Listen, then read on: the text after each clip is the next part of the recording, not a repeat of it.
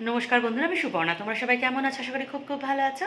আমার চ্যানেলে আর নতুন একটা ব্লগে অনেক অনেক ওয়েলকাম। আর আজকের এখন এই মুহূর্তে আমি খুব খুব ভালো আছি, ভীষণ ভালো আছি। বাড়ি ফিরবো সেই আনন্দে।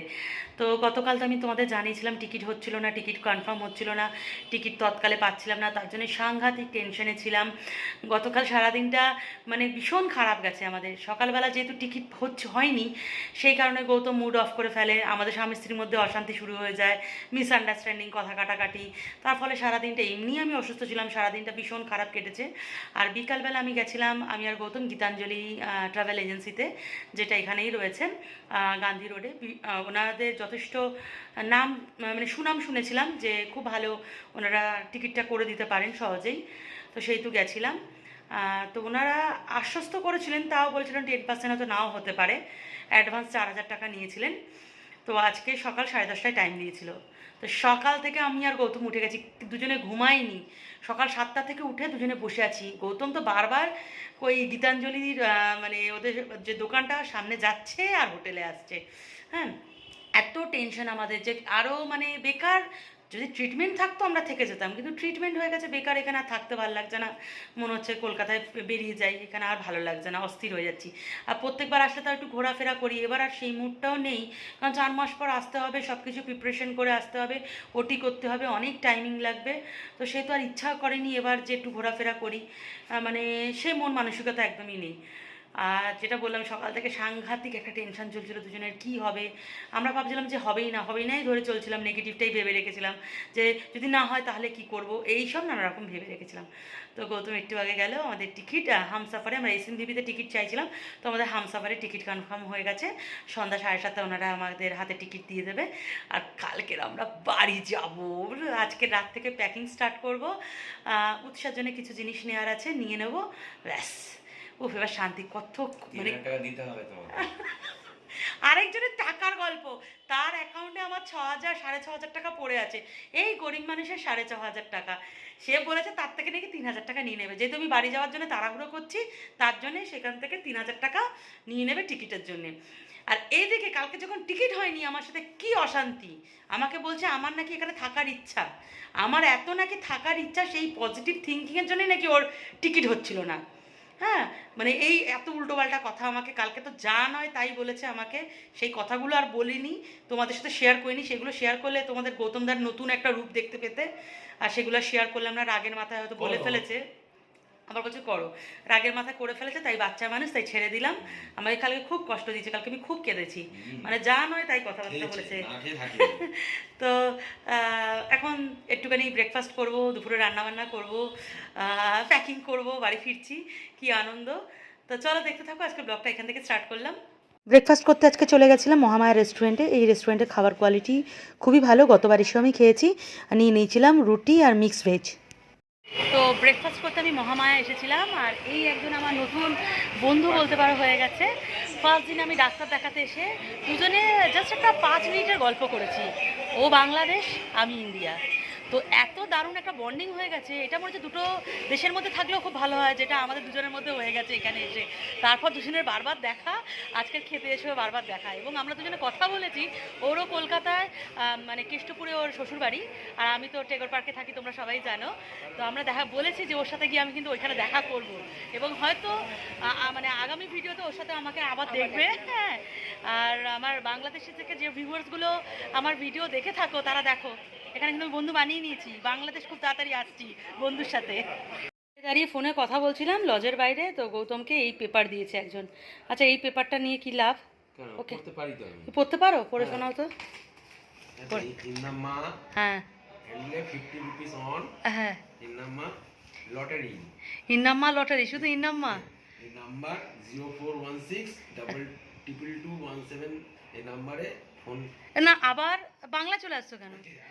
আমরা তো একটু বুঝে শুনে না, বাংলা হিন্দি মিলিয়ে করতে হয়। ইন্নাম্মা ভিনাস লজ, এই তো পড়তে পারছি, Venus lodge, AC non AC room, এই তো বলে দিচ্ছি। ইন্নাম্মা, ইন্নাম্মা, ইন্নেলে ইন্নেলে প ইল্লেলে পো, ইন্নাম্মা ইল্লেলে পো। এইটা খুলে বলছে এই দেখো রকেটের ব্যবসা। বাজি একে ইন্নেলে বাডলি কি ইল্লে মিল্লে বাটলি, একে রকেটের ব্যবসা। যেহেতু ওরম পড়লো, আমাকে বলছে পেপারটা দিয়ে এটা পড়ার চেষ্টা করো। কি অদ্ভুত কথাবার্তা, জীবনে এই ভাষা আমি কখনো শিখিনি। বলছে এটা পড়ার চেষ্টা করো, আমাকে পেপারটা খুলে আমার সামনে দিয়েছে। শাকটা কিনেছিলাম বাজার থেকে গিয়ে, এই এগাটি হচ্ছে 15 টাকা নিয়েছে। এটা তো আমি নোটের শাকই মনে হয়, আমি নোটের শাক ভেবেই তো কিনেছি, কিন্তু ওরা তো কী সব বলছিল, কি ইল্লে মেডিসিলা ইল্লা করছিল।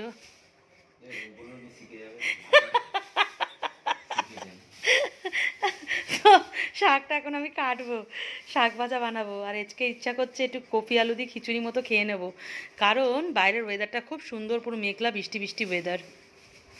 খিচুড়ি খেতেও হবে। গৌতম এক গাদা ডাল কিনে এনেছিল, চাল রয়েছে, ডাল রয়েছে, কালকে তো চলে যাচ্ছি যেহেতু, আজকে যা যা আছে ওই যেভাবে আছে সেভাবে সব খেয়ে নেবো। বিনস ফিস দিয়ে দেবো, তার সবজিগুলো কেটে নিই। দো দো দো, হ্যাঁ ঠিক, আর দিও না, শাক ভাজা হচ্ছে, পরে নামাবার সময়।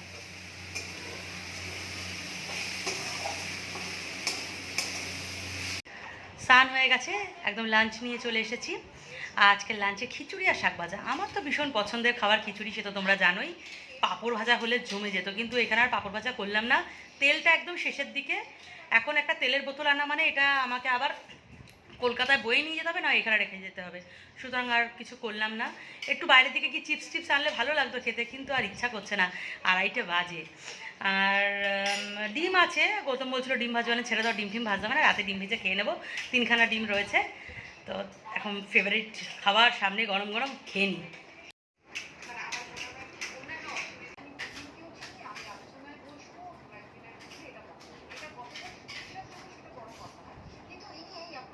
গতকাল বাজার থেকে কমলালেবু আর বেদানা এনেছিলাম। কমলালেবু আমার ভীষণ প্রিয় একটা ফল, এখন খাবো একটা লেবু।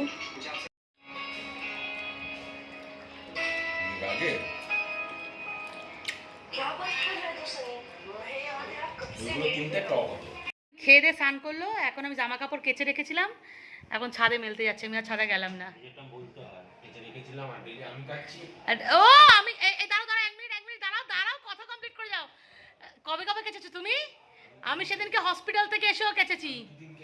হ্যাঁ, আর এইখানে এসেছি।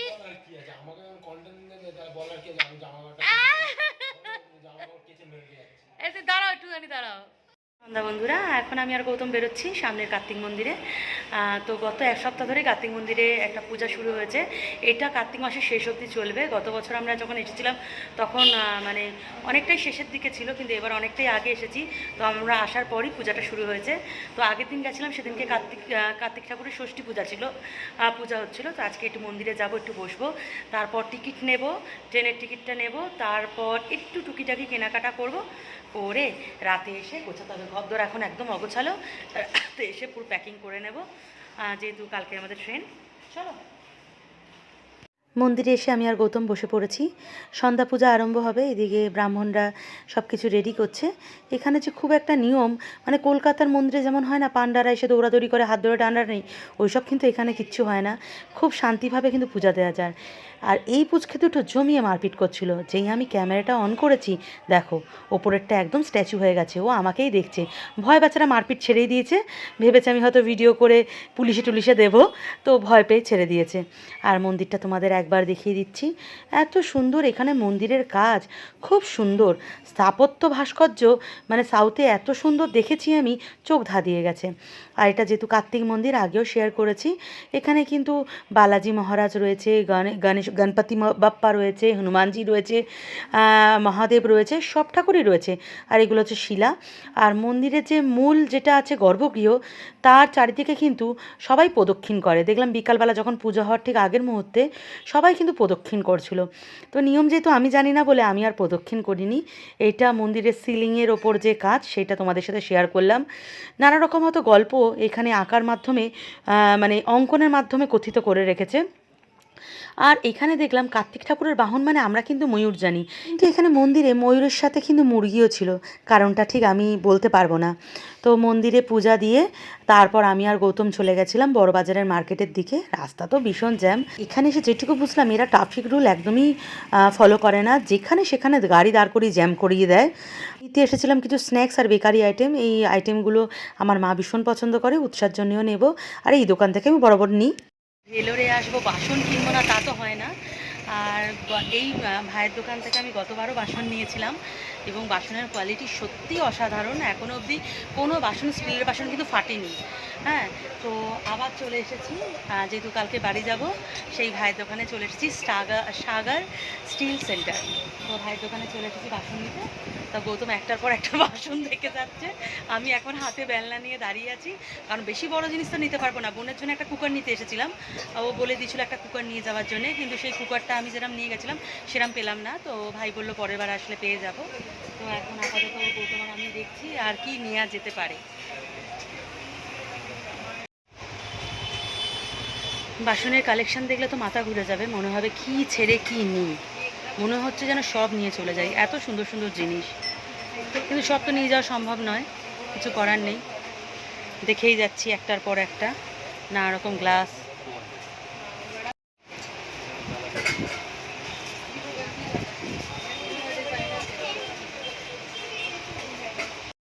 দুটো খুব কাছের মানুষ এখানে দেখা হয়ে গেছে।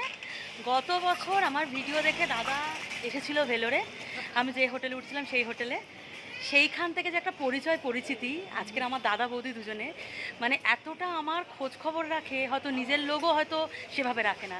আমি কবে আসব, কি করব না করব, আমি লাগেজে কি নেব, আমার ট্রেনের টিকিট কনফার্ম হয়নি বলে দুজনে পাগল, আমি কিভাবে আসব। এইটাই মানে আমার কাছে পরম পাওয়া, এই ভিডিওর মাধ্যমে এত সুন্দর একটা সম্পর্ক হয়ে গেছে। তো এখন দাদা বৌদির সাথে একটু ঘুরে আসি, তারপর দেখা যাক। দাদারা কিন্তু শুভম রেসিডেন্সিতে রুম পেয়েছে, আর আমরা তো পাইনি, তোমাদের কাছে আগেই শেয়ার করেছি, আমাদের উল্টো দিকে MS লজে আমি রুম পেয়েছি। তো আজকে তাও দাদা বৌদির দৌলতে একবার শুভম রেসিডেন্সিটা ঘুরে যেতে পারছি। এখন দাদাদের রুমে একটু আড্ডা দেবো, গল্প করব, আর তারপর রাতের দিকে আবার হোটেল রুমে যাব। আড্ডা দেবো, খাওয়া হবে না তা তো হয় না। এইখানে একটা চিকেনের মেনু, বৌদি এইখানে কেক দিয়েছে, এইখানে পপকর্ন দিয়েছে, অলরেডি গৌতমবাবু খাওয়াও শুরু করে দিয়েছে। মিও মুড়ি প্রিয় গৌতমবাবু, মুড়ি খেতে ভালোবাসে বলে এখন আরেকজন মানে সেই লাগেজ খুলে মুড়ি বের করছে গৌতমের জন্য। কি অবস্থা, সে হন্তদন্ত হয়ে দেখো মুড়ি বের করছে। মানে মুড়ি এত ফেমাস জিনিসের।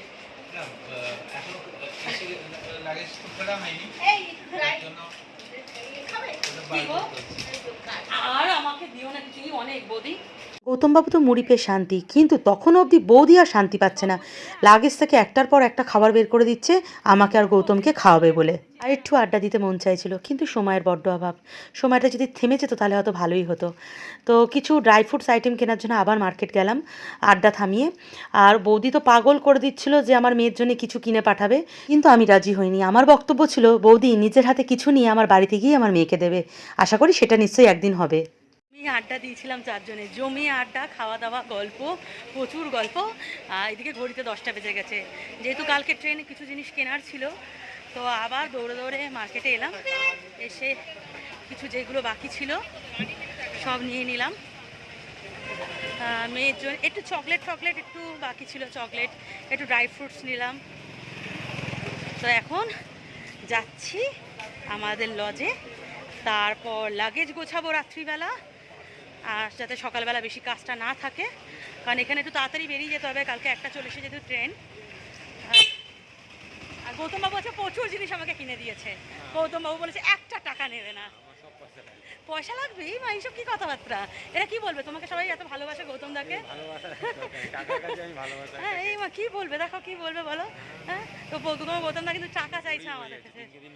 গৌতম দা নাকি দিনকে দিন গরিব, আজকে আমাকে না আইসক্রিম খাওয়াবে বলেছিল, আর খাওয়ালো না। হ্যাঁ, কুলফি খাওয়াবে বলেছিল, কুলফিটা সেদিনকে খেয়েছি, দারুণ টেস্টি। বললাম লাস্ট দিন একটা কুলফি খাইও, না না এখন আর রাতে গলা ব্যথা করছে। অবস্থা খুবই খারাপ, এবার সব গোছাতে হবে। এই যে আনা হয়েছে, লাগেজ গোছানো প্রায় কমপ্লিট, এখন প্রায় 11:30 বাজে। আর এদিকে 3টে ডিম মিলিয়ে একটা আমলেট বানিয়ে নিয়েছি, আমি আর গৌতম ভাগ করে খাবো। আর সাথে তো সকালের খিচুড়ি রয়েছে। রাতে ডিনার নিয়ে নিয়েছি, কারণ তাড়াতাড়ি ঘুমাতে হবে, সকাল সকাল উঠতে হবে, কিন্তু আনন্দে হয়তো আজকে রাতে আমার ঘুমই হবে না। তো চলো আজকের ব্লগটা এখানে এন্ড করলাম, বাই।